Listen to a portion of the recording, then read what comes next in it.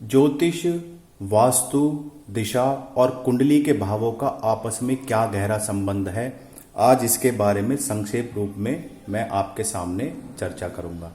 नमस्कार। आज मैं एस्ट्रो आदित्य पाराशर आपको वैदिक पाराशर ज्योतिष चैनल के माध्यम से बताऊंगा कि जो सूर्य ग्रह है, गुरु है, बुध है या अन्य ग्रह हैं, उनके भाव, ग्रह, दिशा, उनका आपस में क्या संबंध है और मनुष्य के जीवन में इसका क्या प्रभाव पड़ता है।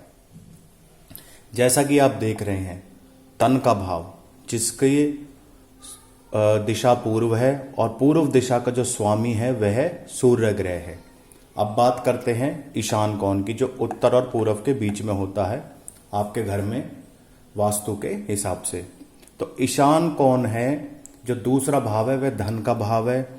उसका ईशान कोण पर नियंत्रण है, धन पर नियंत्रण है। अगर ईष्ट प्रसन्न होंगे, गुरु प्रसन्न होंगे, देवता प्रसन्न होंगे, क्योंकि मंदिर ईशान कोण में ही बनाया जाता है, तो धन का भी आगमन होता है। और ईशान दिशा के हिसाब से इस पर गुरु का नियंत्रण है। अब बात करते हैं उत्तर दिशा की, जहाँ कुबेर और बुध का नियंत्रण है। कुबेर जो धन के देवता हैं, जो धन इकट्ठा करता है मनुष्य, इसमें सुख का भाव है, चौथा भाव है, इसकी दिशा उत्तर है, उत्तर दिशा का स्वामी बुध है। अब बात करते हैं वायव्य कोण की, यानी उत्तर और पश्चिम दिशा के बीच का कोना, जिस पर वायव्य कोण पर चंद्रदेव का नियंत्रण है। सातवां भाव जिसकी दिशा पश्चिम है, जिस पर शनि देव का नियंत्रण है, जो जीवन साथी का भाव कहलाता है। नैऋत्य कोण आयु का भाव, धर्म का भाव, ये दक्षिण और पश्चिम के बीच का कोना है। इस पर राहु और केतु का नियंत्रण है नैऋत्य दिशा पर, और भाव है आठवां, जैसा कि मैंने बताया। कर्म का भाव जिस पर मंगल का नियंत्रण है, दिशा दक्षिण है, दक्षिण दिशा के अकॉर्डिंग मंगल का नियंत्रण है। आग्नेय कोण यानी 12वां भाव, जिसका आग्नेय कोण है, जो पूर्व और दक्षिण के बीच में है, और जहां पर शुक्र ग्रह का नियंत्रण है, और मनुष्य का व्यय का, व्यापार आदि का भाव और धन जमा का भाव यहीं से पता चलता है। तो जैसा कि आज शनिवार है, तो सबसे पहले शुरुआत करेंगे हम पश्चिम दिशा से, जो धन की दिशा है। कुंडली का 7वां भाव, जिस पर दिशा पश्चिम है और पश्चिम दिशा पर शनि देव का नियंत्रण है। यहां पर शनि देव का नियंत्रण है, तो यह जरूरी नहीं कि शनि यहीं पर मौजूद हो, आपकी कुंडली के किसी भी भाव में मौजूद हो सकता है।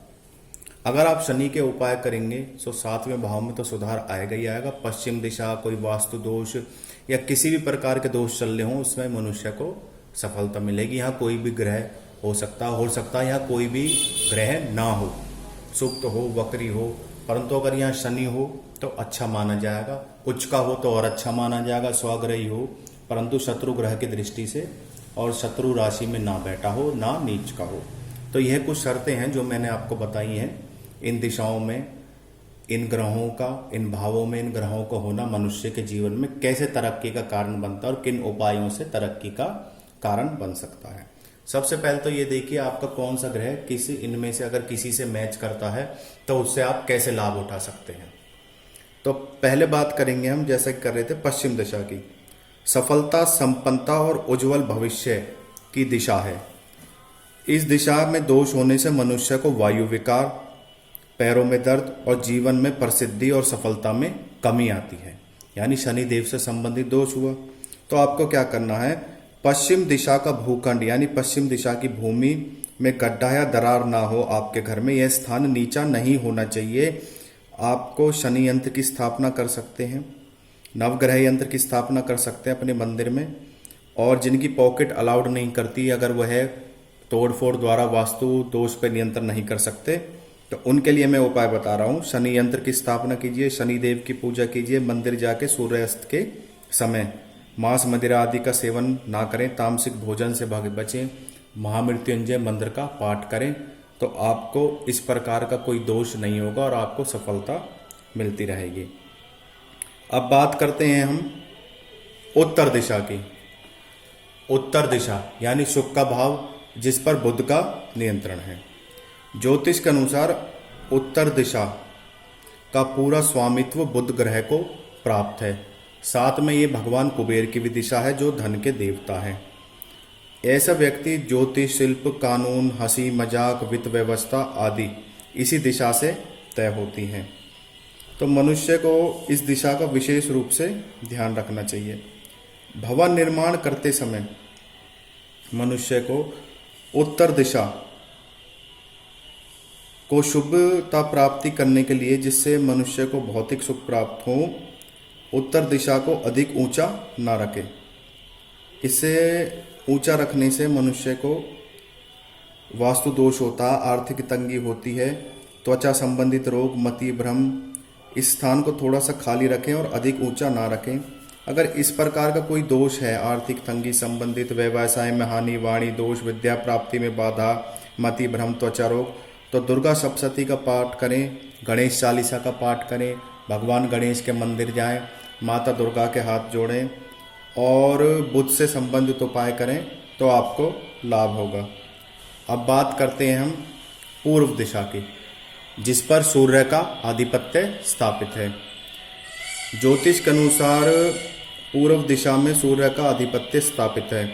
पूर्व जो दिशा है वह आत्मा, आरोग्य, स्वभाव, राज्य प्रतिष्ठा, प्रभाव, यश, सौभाग्य, पिता का कारक ग्रह माना गया है। वास्तु एवं ज्योतिष दृष्टि से पूर्व दिशा का अच्छे होने से मनुष्य स्वास्थ्य, धन, वृद्धि, समृद्धि की दिशा मानी गई है।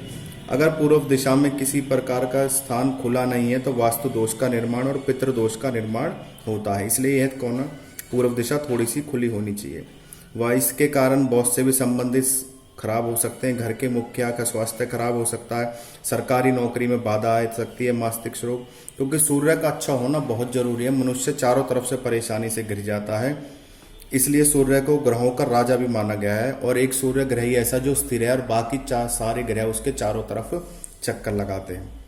तो मनुष्य को भवन निर्माण करते हैं समय पूर्व दिशा का, जैसा कि मैंने बताया, थोड़ा सा कोना खाली छोड़ देना चाहिए। इससे व्यक्ति को लाभ होगा और व्यक्ति को जहाँ तक हो सकता है आदित्य हृदय स्त्रोत का पाठ करना चाहिए और पूर्व दिशा की तरफ धूप दीप दिखाकर आदित्य हृदय स्त्रोत का पाठ करे। सूर्य को जल दे, सूर्य यंत्र की स्थापना करे, तांबा धारण करे, इस तरह के उपाय करे तो दिशा, दशा, ग्रह, भाव सब में ही मनुष्य के सुधार आएगा, जैसे जिसकी पॉकेट अलाउ करती है। अब बात करते हैं हम दक्षिण दिशा की। दक्षिण दिशा का स्वामी मंगल ग्रह है और यह कर्म का भाव है। मंगल मनुष्य के धैर्य, पराक्रम, साहस, शक्ति, क्रोध, उत्तेजना, षड्यंत्र, शत्रु विवाद, छोटे भाई, संपत्ति, भूमि, रक्त आदि का कारक ग्रह माना गया है। वास्तु की दृष्टि से पद प्रतिष्ठा, पिता का सुख, जीवन स्थायित्व की प्रधान की मुख्य दिशा यही मानी गई है। अगर यहाँ किसी तरह का दोष होता है तो मनुष्य को रक्त संबंधित विकार, यश कीर्ति में हानि, भूमि संपत्ति में हानि, शत्रुओं का सक्रिय होना, अत्यधिक क्रोध आदि होते हैं। तो इस दोष को दूर करने के लिए मनुष्य को क्या करना है? दक्षिण दिशा को सदैव भवन निर्माण करते वक्त ऊंचा रखे। यहाँ पर हनुमान जी की पूजा करे, मंगल यंत्र की स्थापना करे और हर मंगलवार को गरीबों को कुछ ना कुछ बांटे। बजरंग बाण का पाठ करे, मंगल कवच का, मंगल ऋण हरता स्त्रोत का, तांबा धारण कर सकता है। इससे उसके कर्म भाव में, कैरियर में, मंगल ग्रह में, जमीन में, जायदाद में दक्षिण दिशा से संबंधित जितने भी दोष होंगे वह दूर होंगे। अब बात करते हैं हम आग्नेय कोण की, जिस पर शुक्र का आधिपत्य है। क्षमा कीजिए, सबसे पहले बात करेंगे हम ईशान कोण की। उत्तर पूर्व दिशा, ईशान कोण। ईशान कोण में व्यक्ति का जो स्वामी ग्रह है वह गुरु है, जो धार्मिक कार्यों, आध्यात्मिकता का कारक ग्रह है, धर्म का सूचक है, दिशा ज्ञान का सूचक है। यहाँ पर दोष होने से व्यक्ति पूजा पाठ ढंग से नहीं करेगा, उदर विकार होंगे, स्वास्थ्य विकार होंगे, डायबिटीज होगी, पाचन क्रिया ठीक से काम नहीं करेगी। तो ऐसे मनुष्य को ईशान कोण को हमेशा साफ सुथरा रखना चाहिए। जहाँ तक हो सके यहाँ शौचालय का निर्माण नहीं कराए, और अगर है तो इसको तोड़वा दे। इस कोने को हमेशा साफ और शुद्ध रखें।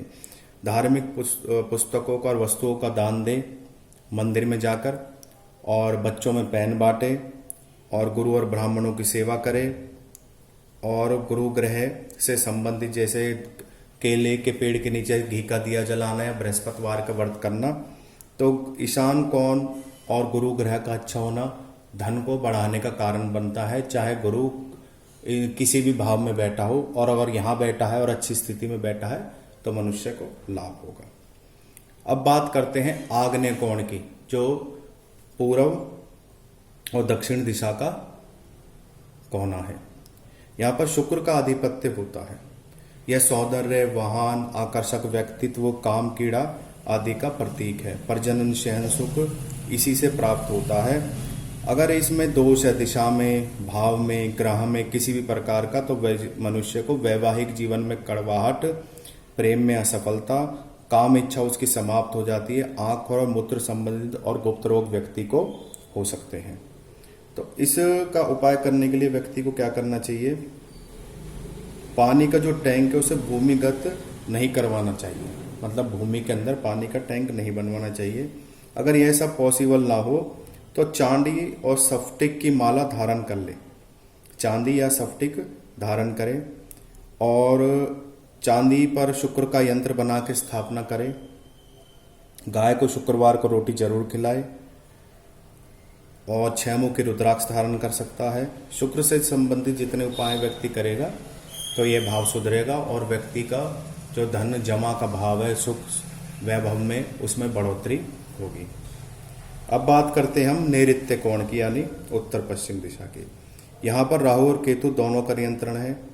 राहु और केतु को अच्छा रखने के लिए दादा और नाना दोनों से संबंध व्यक्ति के अच्छे होने चाहिए, और व्यक्ति को विदेशी भाषा, लोभ, झूठ, षड्यंत्र, चोरी, जुए, विदेश यात्रा, ये राहु से होने वाली घटनाएं हैं। और केतु से होने वाली भूत, प्रेत, मंत्र, तंत्र, यंत्र, व्यक्ति का अहंकारी होना, ये केतु से संबंधित है। ज्योतिष में राहु और केतु को दोनों को ही छायावादी ग्रह माना गया है, जो पिंड रूप में ना होकर कहीं भी मौजूद नहीं है।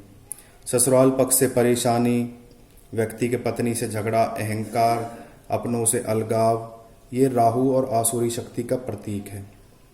तो यह जो दिशा है यह यम की दिशा है, अतः व्यक्ति को इस स्थान को कभी खाली नहीं छोड़ना चाहिए। गणेश भगवान की और माता सरस्वती की पूजा करें, इसका सबसे अच्छा उपाय यही है। इसके अलावा 8 और 9 मुखी रुद्राक्ष व्यक्ति धारण कर सकता है।